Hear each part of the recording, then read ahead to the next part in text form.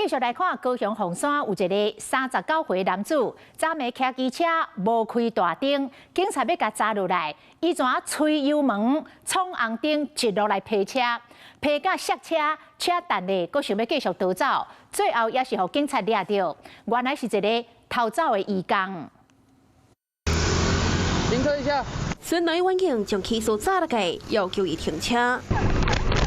起诉吹油门，伫车路劈甲真紧，警方加入过来路口，想要到后一秒。起诉启动着进行到的一个感，规个人连忙地车摔伫涂骹，然后起诉是爬起来，阁想要逃走。一下，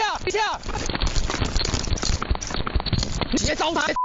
落尾去互警方抓到。 昨7点多，方认为失联移工39岁姓黄的查某起诉，经过高雄凤山自由路甲中山西路，因为无熄大灯去互警方抓落来，敢若是心虚才会骗车。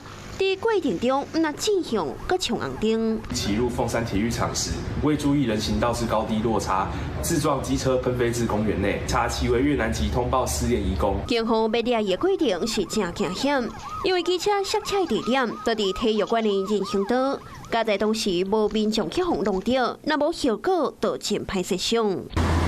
警方表示，针对姓黄的查甫人危险的驾驶行为，上悬会甲罚3万元。那以失联移工的身份，马上会交付移民署来处理。Hello， 我是林明瑞。想要抢先掌握最及时的新闻资讯吗？赶快订阅、按赞、开启小铃铛，锁定我们华视新闻的 YouTube 频道。